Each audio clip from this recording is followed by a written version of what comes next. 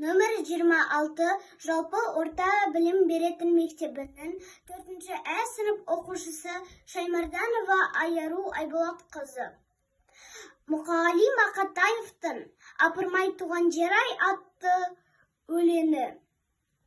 Апырмай туған жер-ай. Апырмай туған жер-ай тең десер кім? Бұл жерге сен болмасаң келмес едім. Кіндігімді байлаған қазығым-ай, сен болмасаң бұл маңды көрмес едім.